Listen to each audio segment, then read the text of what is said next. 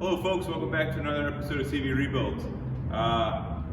Made a little bit of progress on the truck. Didn't have a lot of time to film it. Trying to keep a little bit of a schedule to this. Not that we're in a rush, but we don't want to get into a pinch at the end. So trying to get a little bit ahead. We get the engine out. I'll bring you guys in to show you in a little bit. But right now, still dealing with coronavirus lead times. We're waiting on parts. So bought some parts to adapt this AR5 transmission to the LS engine with the normal, I think it's a 4L60E bell housing. We need a little adapter plate, and we need a new clutch and everything too. I can show you guys that. It's pretty rough. The back of the engine is covered with oil. The clutch and flywheel and everything's soaked with oil, so I'm pretty sure all that stuff is in bad shape. And what's it going to hurt to have a little bit bigger clutch, because we'll have a little more power than the Colorado had. One thing, when I was taking the engine out of the car or out of the truck, I was getting tired of oil dripping on the shop floor, so I started draining the oil, and I came up with 15 quarts of oil in the engine, which is about I don't know, a lot more than it's supposed to have. I think it's 9.5 quarts too many, because I think it's supposed to have 5.5. So that's not great. That's probably why the engine's the way it is, but that's what it is.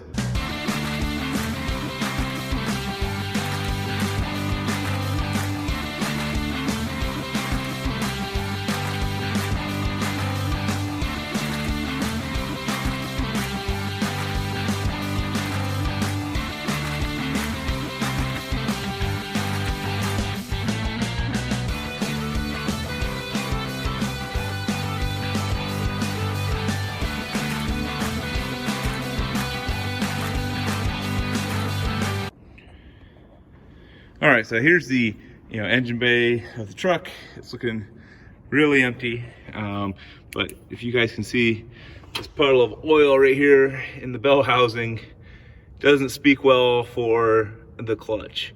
I don't think it's a slave cylinder, and we're gonna get a new slave with the kit that I bought. And I'll hold off until we get it and make sure it all works before I tell you what I got and where I got it. So, but this bell housing is looking toast, because we got all the oil in there. We really need to clean up the transmission and do all that up, and we will do that before we try to put the engine back in. But for right now, I'm just going to go ahead and get a new clutch, flywheel, throw out bearing, all the slave cylinder, all that jazz, just to make sure we have a good foundation moving forward. We did gut the rest of the engine bay. We still got the fuse box for the Colorado in here, and we've got the wiring harness for the 4-cylinder. We may need some of those features to keep the body running. It might be cool to just do all that, and we'll integrate our LS wiring harness right into it. Since I only have one plug for it, it's possible we could swap over the wiring connectors right into this fuse block that would have been for this truck. Where is it at? It's somewhere in here. Yeah, right there. So we might be able to take this one, which lived over here, and we might be able to switch this out for the LS fuses and stuff, so that as far as the Colorado is concerned, it's the same. And then we'll mount the PCM. That's the PCM for the Colorado and the 4-cylinder. We might be able to mount the LS PCM over there, and in general it should work.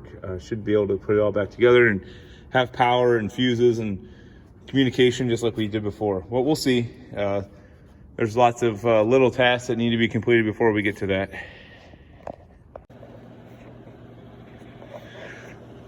All right, folks, it's been a couple days. Been busy working this week, and not getting anything done on the truck, just because I've been busy working. But I got some parts in from the old internet. I got some parts from the online retailer that is a hard place for automobiles. And one of the things I ordered was a Colorado specific oil pan. So this is the 5.3, truck oil pan, which is fine. Nothing wrong with it, except that I think we're going to gain a little more ground clearance with the Colorado specific oil pan. It's a little shallower here in the sump area, and I think it should work okay without the different oil pickup, but we'll find out together. I think earlier in this video I was talking about doing the headlights. I spent hours sanding the headlights, and then when I got up to the right grit, put some water on them, and they still look hazy on the inside. So I kind of gave up on doing that for right now. We'll probably order some parts off of eBay or something. They can get headlights and taillights pretty inexpensive there, but for right now, we're going to try to get this oil pan off and see if we need a different oil pump pickup. Maybe we do. And we'll also try to get this other one, we'll compare them side by side and figure out what the difference is and why this one's better. So give me a few minutes here and I'll get this oil pan zipped off and we can take a look. All right, so I found the flattest and most sturdy surface in the shop. It's also the cleanest now. But we got the oil pans off here side by side. In particular, there's nothing that really stands out. I guess the big measurement that matters is if we look at this side over here, we're about 9 inches on that corner. And if we come over here, maybe we're at 8, so we gain an inch. And we do move the oil drain, and that's probably pretty important. So instead of being straight back, now it's off to the side, which I don't know, maybe better, maybe worse, maybe it puts it in the worst spot possible on the Colorado. But hey, we got it. It's a factory part, so it should be good. Should fit right up. It is pretty neat that they give you a gasket. It's because it's riveted. It's riveted here, and I think it's riveted right here. So they had to send you a new gasket. So I did order one. Maybe I'll need it down the road. But as far as anything else, I'm going to try to get this bolted up and see if it fits and the pickup still works. So let's give her a shot.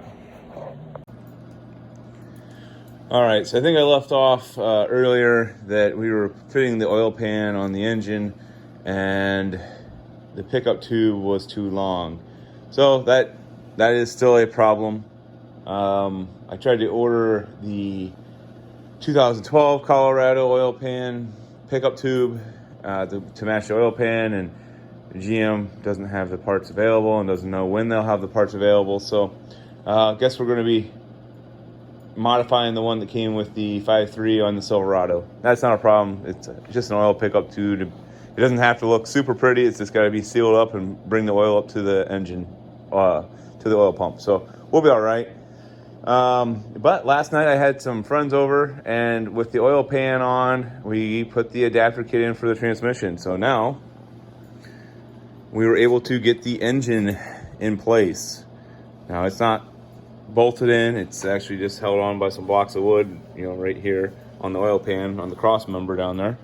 But we've got the engine in. That's pretty much where it's going to live. There's not too much space. It's amazing how tight it definitely is here on the driver's side of the vehicle, where the steering shaft comes through. There's a lot of stuff trying to go through that area. It's pretty tight. So we'll have that to contend with. Here on the passenger side, there's quite, it looks like there's significantly more room. I think it's just that the steering shaft and the brake booster aren't kind of crowding up this area. So, there's going to be some more work to do. The big thing to do now is make some motor mounts. There are some kits out there you gotta get, and they're long lead times, couple weeks. And I'd like to have this. I mean, right now it could be stored with the wood blocks, but I'd like to have it on mounts before I get the clutch and stuff and get that all put in. So, that'll be kind of the next move, is getting motor mounts built into this. But I think that's going to be in a upcoming video. It won't be here. I just wanted to give an update that we're able to get the engine in. I got it blocked up so that when I build the mounts, there should be plenty of space. By plenty, I mean there's space. It's pretty tight in there. They definitely shoehorned a pretty large engine into this engine bay when GM did it. So, I think we're going to be okay. You should have plenty of space here. And we've got this engine, from what I can tell, all lined up. When you get straight back, the intake's right in line with the middle of the truck. So, I think we're going to be fine. I just need to get the engine mounts wrapped up. And that'll be in the next video. Kind of, I guess, how I decide to do this. Who knows if it's right, but it'll work. The other thing is kind of cool is that, the fuel lines, they're up over here. Again, I'm kind of stuck in here. They'll flip right over and go right to the fuel rail on the 5.3. So that'll be fun. Also, I guess, kind of toying with the idea that go with a custom ECM for this truck. I have the PCM from the Silverado, and we could make a standalone harness from it, but I don't know. I always thought it'd be kind of neat to have a standalone ECM, so I think that's probably the move I'll make. See how much nicer we can make the engine wiring with that. Probably have some help from my friends on that one. I can do it, but it's always fun to have some people around, and you can have fun and hang out and build something cool.